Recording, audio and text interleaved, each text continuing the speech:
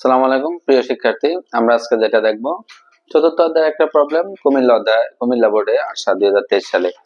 যে প্রশ্নটা ছিল, একটা টেবিল দেওয়া ছিল, বলা ছিল এই টেবিলের জন্য HTML কোড করো। দেখো, আমরা যদি HTML কোড করি, শুরুতে আমরা লিখব কি HTML দিয়ে আমরা কি করি, ওয়েবসাইটে কাজ শুরু করি। দেন আমরা কি লিখি, হেড অংশ লিখি। কেন হেড অংশ লিখি? ওয়েবসাইটের টাইটেলের জন্য। যেহেতু আমাদের একটা প্রবলেম ছিল, একটা টেবিল ছিল, এখানে কোনো টাইটেল বলা ছিল না, এই জন্য আমরা হেড অংশটাকে ক্লোজ করে দিলাম, এখানে কোনো টাইটেল লিখলাম না। যদি টাইটেল থাকতো তখন আমরা দুই হেডের মাঝখানে এখানে আমরা টাইটেল অংশ লিখতাম।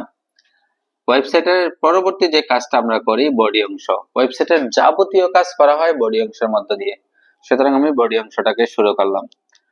আমি একটা টেবিল বানাবো। টেবিলের 3টা সারি আছে এবং 3টা কলাম আছে। টেবিল বানানোর জন্য আমাদের HTML এর যে ট্যাগ, এই ট্যাগের নাম হলো টেবিল ট্যাগ। টেবিলের পরে আমরা স্পেস দিয়ে লিখতে হবে কি, border. Border is equal two 1 লিখি। কেন 1 লিখি? টেবিল বর্ডারটা মানে হলো টেবিলের চারপাশে একটা বর্ডার তৈরি হবে। যদি আমি লিখি 1, তাহলে এই বর্ডারটা একটু চিকন হবে। যদি লিখি 2, বর্ডারটা একটু মোটা হবে। নরমালি আমাদের বোর্ড পরীক্ষার প্রশ্নে যে টেবিলগুলো দেওয়া থাকে, এই টেবিলগুলো বর্ডার ইজ ইকুয়াল টু 1 অথবা 2 বা 3 আমরা সেট করে দিই, এতে কোনো প্রবলেম হয় না। তাহলে আবার বলতেছি, টেবিল দিয়ে কি করবে, টেবিল তৈরি হবে। Table border is equal two, টেবিলের চারপাশে একটা বর্ডার হবে এবং বর্ডার ইজ ইকুয়াল টু 1 মানে হলো বর্ডারটা একটু চিকন হবে। দেখো, এই প্রবলেমের মধ্যে কোনো ফাঁকা জায়গা নাই টেবিলের মধ্যে। তার মানে হলো সেল স্পেসিং নামে একটা কথা আছে HTML এ, অর্থাৎ সেলের মধ্যে কি থাকবে না, কোনো ফাঁকা জায়গা থাকবে না। Sell spacing is equal two 0। ফাঁকা জায়গা মানে কি? তুমি যদি একটা টেবিল তৈরি করো, টেবিলের মধ্যে এরকম ভাবে সারি কলাম থাকতে পারে, এটাকে বলা হয় সেলের মধ্যে ফাঁকা জায়গা। আমাদের ওই টেবিলের মধ্যে কোনো ফাঁকা জায়গা নাই, এজন্যই sell spacing is equal two 0। আমরা টেবিল বানালাম, এই table border is equal two 1 দিয়ে, sell spacing is equal two 0। দেন আমরা টেবিলের মূল কাজ শুরু করব TR দিয়ে। TR মানে কি? TR মানে হলো টেবিল রো। TR মানে হলো টেবিল রো। সুতরাং আমি টেবিলের এই রো নিয়ে কাজ শুরু করব। টেবিলের রো এর প্রথম রো এর মধ্যে প্রত্যেকটা ডেটা আছে মাঝখানে, সুতরাং আমি টেবিলের ডেটাগুলো মাঝখানে কিভাবে নিব, TR align is equal to center। এই align is equal to center এর কারণে টেবিলের রো এর প্রতিটা ডেটা কোথায় যাবে, মাঝখানে যাবে। দেখো, টেবিলে আমি ডাটা ঢুকাবো টিডি, তার মানে টিডি দিয়ে আমরা লিখবো কি, সায়েন্স, SCINCE, সায়েন্স। তার মানে সায়েন্স, এই টিডিতে আমরা কি করব, ক্লোজ করব। তারপরে আমাদের যে ডাটাটা আছে টেবিলের, কমার্স, COMMERCE, কমার্স। সুতরাং এই টিডিটাকে ক্লোজ করব। তারপরে আমাদের যে ডাটাটা আছে হিউম্যানিটিস, TIS, তারপরে আমরা এই টিডিটাকে ক্লোজ করব। প্রথম রো এর কাজ শেষ, এই জন্য আমরা প্রথম টিআরটাকে ক্লোজ করব। দ্বিতীয় রো এর কাজ শুরু করব। দেন আমি আবার টিআর, দ্বিতীয় রো এর প্রত্যেকটা ডাটা কোথায় আছে, মাঝখানে আছে, এজন্য এই TR align is equal to কি হবে, সেন্টার হবে। সুতরাং এই align is equal to center ট্যাগের কারণে দ্বিতীয় রো এর লেখাটা কোথায় যাবে, মাঝখানে যাবে। আমরা টেবিলে ডাটা নিব টিডি, টিডি দিয়ে আমরা লিখলাম প্রথমে ফিজিক্স, PSICS, ফিজিক্স। এই টিডিটাকে আমরা কি করব, ক্লোজ করব। টিডি আমরা যে ডাটাটা নেব অ্যাকাউন্টিং,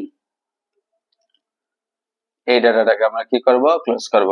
দেন আমাদের যে ডাটাটা আছে টিডি হিস্টোরি, এই ডাটাটাকে আমরা কি করব, ক্লোজ করে দেব। দ্বিতীয় রো এর কাজ শেষ, সেজন্য আমরা কি করব, এই টিআরটাকে ক্লোজ করে দেব। সর্বশেষ আমাদের যে রোটা আছে, এই রো এর আমি কাজ করব। দেন টিআর, রো এর প্রত্যেকটা ডাটা কোথায় আছে, মাঝখানে আছে, এজন্য align is equal to centre.